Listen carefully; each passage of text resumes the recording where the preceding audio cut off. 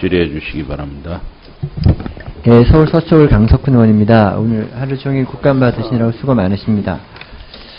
저는 한국 경제의 가장 큰 현안 이슈 중에 하나가 가계부채 문제라고 생각하고, 이 문제에 대해서 좀 깊이 있게 고민해 봐야 된다라고 생각합니다.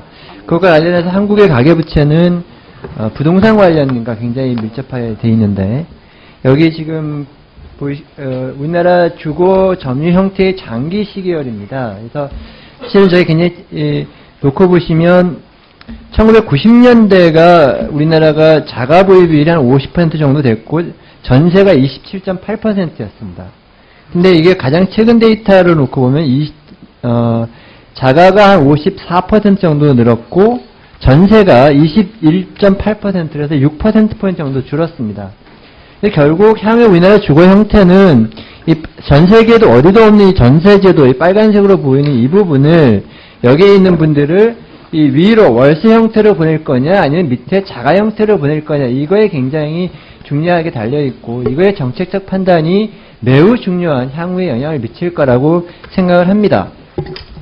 그런데 과연 지금 우리나라 정부에서 하고 있는 이 자가 보유 촉진 정책이 과연 이게 꽤 적합한 정책인가에 대해서 한번 고민해 보고 싶은데, 그 다음 슬라이드를 보시면 지금 이게 미국에서의 그 월세 비중과 전세 비중, 자가 비중입니다만, 미국 금융위기 이전에 자가 비중이 최대한으로 올랐다가 결국 그 미국이 글로벌 금융위기 맞으면서 이게 최근에 와서 급격하게 떨어지고 있고요. 그 자가 보유 비율이.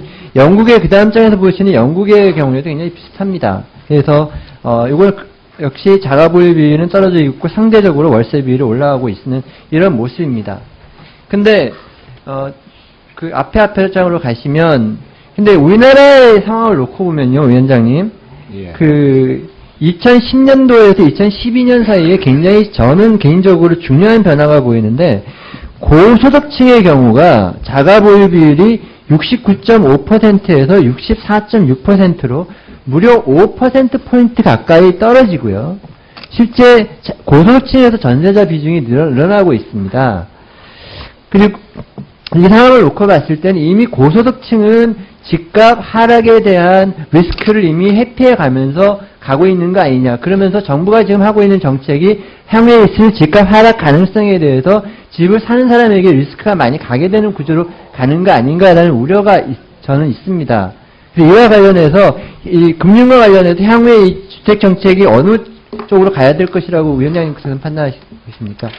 네, 지금 말씀하신 대로 이제 저금리하고 이제 집값 상승 기대가 하락하면서 자가를 소유하고자 하는 이 인센티브가 상당히 줄어들게 됩니다. 따라서 이제 월세로 이제 옮겨가는 그러한 부분인데, 우리나라의 금융 정책은 이러한 그 주택 정책의 문제도 있지만은 이 대부분의 이 사람들이 집을 자산의 형태로 보유하고 있기 때문에 지금 집값이 떨어질 경우에 이 상당히 유동성에 문제가 생길 수가 있어서 저는 주택 정책에서 금융의 가장 큰 역할은 이러한 그 집값을 어떻게 집을 유동화를 시키느냐, 그걸 유동화시켜서 월세로 옮겨가는 쪽으로 그런 쪽으로 가는 게 굉장히 중요하다고 생각을 합니다.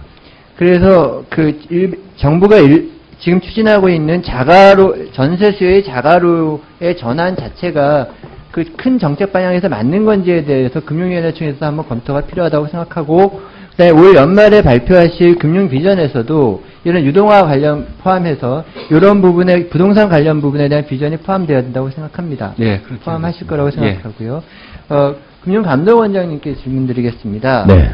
저희가 여러 차례 금융감독원의 스트레스 테스트 상황이 어떻고 결과가 어떤지 말씀을 좀 여쭤봤습니다만, 여러 가지 민감한 부분이 있어서 잘 제출하지 않으신 건 이해가 갑니다. 그러면 사실 감독원에서는 여러 가지 스트레스 테스트라는 게 최악의 상황에 주로 대비하는 건데, 네, 그렇습니다. 어떤 최악의 상황에 한번 시나리오를 가정해 보신 적이 어떤 시나리오를 가정해 보셨나요? 그 일종의 굉장히 시부적인 상황인데, 현재는 바젤위원회에서 제시한 국제 기준에서 제시한 여러 가지 이 기준을 가지고 스트레스 테스트를 실시하고 있고 정기적으로 반기에 1회 이상을 실시를 하고 있습니다. 그래서 국내 은행도 실시하고 있고 금감원 자체적으로 실시하고 하는데 기본적으로 국제 기준에서 제시한 여러 가지 이 상황의 시장을 가지고 지금 하고 있음을 말씀을 드립니다. 예, 바젤위원회 건도 있습니다만 우리 자체적으로도 어떤 상황을 가정하고 스트레스 테스트를 해봤는데 그 상황에서도 문제가 없다. 이 정도의 답은 하실 수 그렇습니다. 있나요? 예를 들어서 외환위기라든지 여러 가지 지난 금융위기라든지 그다음에 그다음에 연체율 등등 여러 가지 상황을 고려했는데 요거 가능하시면 제가 별도로 자료도 한번 말씀드리도록 이게 좀 여러 가지 저희가 자료를 대조로 공개 못하여 오는 부분하고 같은 맥락의 얘기입니다. 그래서 필요하시면 제가 한번 별도로 설명을 올리도록 하겠습니다. 바젤 부분은 주로 외화 유동성 부분이 주로 강조되는 부분인 것 같은 반면에 우리나라의 경우에는 지금 부동산 관련 하락 리스크가 굉장히 상대적으로 상존하고 있는 상황 하에서 그렇습니다. 예를 들어서 LTV라든지 DTI 등등 여러 가지 내려가는 경우 지금 말씀하신 대로 여러 가지 환율 등 여러 가지 사항을 고려해가지고서 하고 있음을 말씀을 드립니다. 예. 그런 부분을 좀 철저하게 하셔서 우리가 안심할 수 있게 좀 부탁을 드리겠습니다. 네, 유념하겠습니다. 예, 고맙습니다. 예, 수고하셨습니다. 우리 강기정 위원님까지 질의를 하고 좀 쉬도록 하겠습니다. 자, 질의해